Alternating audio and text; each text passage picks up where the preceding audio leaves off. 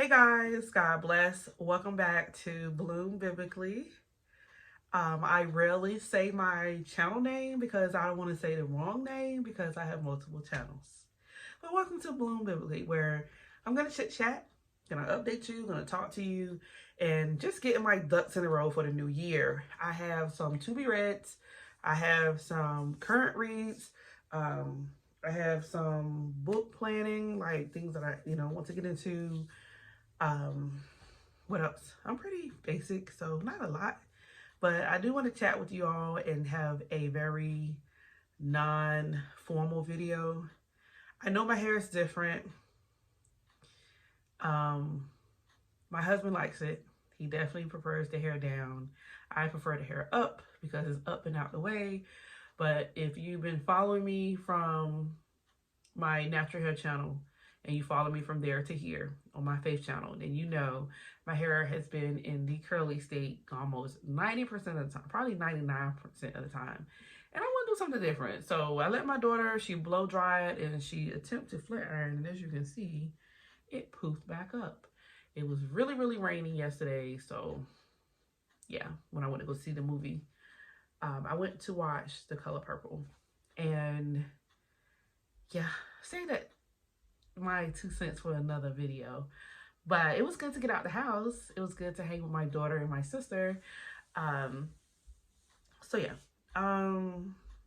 let's start with, okay, the books I got from the library. I talked a little bit about this in another video. This is Edge of Dusk by Colleen Cobble. This is my first book I've read of hers. Personally, my honest opinion, it's a really dull read. This book, I don't know about the rest of them, but this one is like, stay woke, pay attention. It's almost like too, I don't know how to say this. Like every piece of detail to a story, like the stuff that he's like, I don't really care about that part. Why you tell me that part? And that's just my honest opinion. I'm sorry, but would I get another one of her books? Probably not. I'm sorry, I don't know. But you guys, if you guys read Colleen Cobble, let me know if there's another book that kind of like wow you. Because when you become a fan of someone, you get to go like, this ain't their best, but I'm still a fan. But I need somebody who, give me her top book. And I'll try to find it and read it. Or if you even think it's worthwhile, let me know if you feel the same way as I do. If you have any other authors that you're like, now you're going to like that. Because mind you, I like a nice simplistic read, but when you take too long to build up to the point, you kind of lose me. And that's kind of where I'm at in this book. So right now I'm giving it like a 4 out of 10. Sorry. All right. So Daughter of Cana, y'all know this is the second time I got this book. The first time I didn't get past, I think, chapter 2 or something. This time I'm on chapter 10.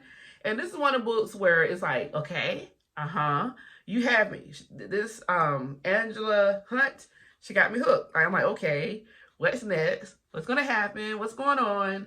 And I think probably, too, that I'm just going to throw this out there. I'm probably going to be more of a fan of books that kind of paint the picture of what it would have been like during Jesus' time and around that time. It's probably more of interest to me than a book that's trying to be kind of like modern. Yes and no, because I read another book that I remember I liked a lot, and it was The Princess something, or Finding the Prince, and it was Christian based, and I liked it, and it kept me interested. And I believe I got that book when I got this book, finished that book, then finished this book. That book was actually better than this book, but this one isn't a bad book. Like, I would give this 7 out of 10 so far. That would be my score for this book here. So again, I'm on chapter 10. I called the library today and said, I'm sorry, I didn't get it done in time. Can I renew it? So now they're not due to January the 11th, and I'm going to finish them. Like, I'm going to finish them. Lord willing, I'm going to finish them. As long as I'm not sick, the kids ain't sick, the house ain't sick, I'm not injured. Lord willing, I'm going to finish it. But anyway, what I'm trying to do is, I'm trying to practice reading a lot, because going into the new year, we're going to do this Bible reading plan, right? And it's like 3 chapters per day. So I want to get in the habit and get in the mode of just reading, because I kind of slacked off these last months or so in this year. So I want to get back in it, and I want to get a consistent rhythm. This one is also by Angela Hunt, and it's called Delilah. This book has got millions of praise for it. Really good book. Older book. I am on chapter 8 in this one, so I've been trying to be consistent. Like, I'll look in the book and say, okay, I made it to, like, right now I'm on page 57 in this one. So I'm like, okay, cool. I want to play catch up to the number in that one, even though they have different numbers, roughly. Let me see. These chapters are definitely shorter. 300... Trying to... That's Arthur's notes and stuff, in case you want to do like a group reading or something, discussions and questions. The actual page of reading would be 335 in this one, and I'm on page 57. And this one, I'm on page 86, and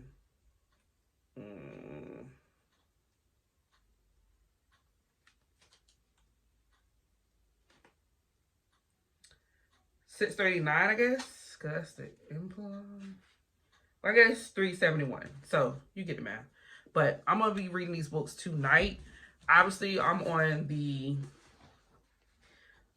Oh, wait. I did read quite a bit in this one, too. 49. So, I'm forcing myself to read this one because to play catch up. But I'm reading a combination of 3. And I told y'all that it actually works for me. I don't know why I even fight how I am sometimes. I'm like, Shara, you know that you like to be stimulated reading wise. You like to read a lot and study a lot.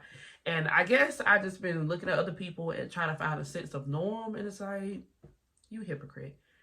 You want others to accept themselves, you have to accept yourselves too. And funny thing about it is, I like controlled stimulation. Like, I can be overly stimulated when it comes to stimulation caused or constructed by others and elements around me, but when I'm in control of it, like I choose to read 3 books, I'm okay. But if somebody would tell me to read 3 books, I'm not okay.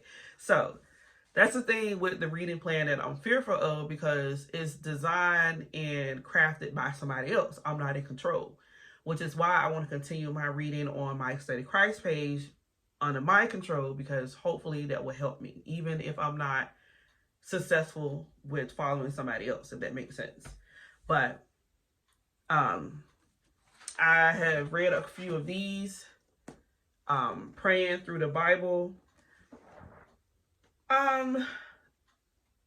These are, I do not want to use the word stale. I don't like that word. And I can't think of a nice word to say at all. I don't want to say it's bad. I don't ever want to look at devotion as bad, but so far, this one has yet to like capture me. Like, I don't know what to say.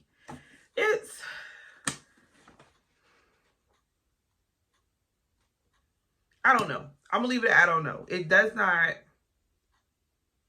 pull me in like the rest of the 1 years. Like, I had put this one on the shelf actually. I'm like, okay, I'm struggling here to be focused in here.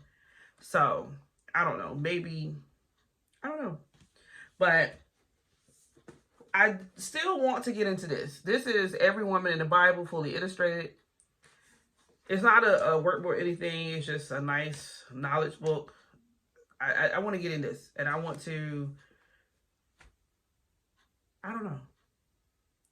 I kind of want to do a whole segment on this. But then y'all know that I'm pretty sure most of my time will be consumed in the reading through the Bible and kind of walking and talking along with that, which is the main thing that came to me was keep everything relative. Like, my videos, my concepts, my ideas, everything should be, I'm going through the Bible, you know, and everything should be aligned with that. And it will probably be easier for me to stay focused and determined and get through. Because it's like, just a year. It's just a year. Now, what I want to do is I want that desire and momentum to keep going where every year I read through the Bible. When I hear people say that, I'm like, that is so amazing. And that takes so much discipline. And I only pray that I can be like that. But anyhow, so if I don't get into this, don't be mad. But I have a desire in my heart to go through this.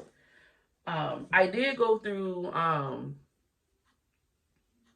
When Women Pray by T.D. Jakes, and I know he is under fire. And I'm going to talk about that on my other channel, so stay tuned for that. But we ain't gonna say nothing right now. This ain't the video for that. But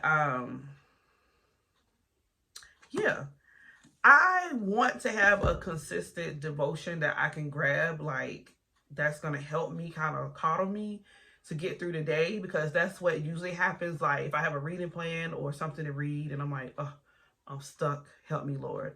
So then I grab a devotion and it's light and it's fluffy and it kind of gives me the juice that I need to do the heavy stuff. So I want to have that designated one. Now, one that I do love, I know y'all can't see, but the one Walking with God, that is a good one. Like, it's so good that I'm looking into, because he wrote others. That's a good one. Just know that.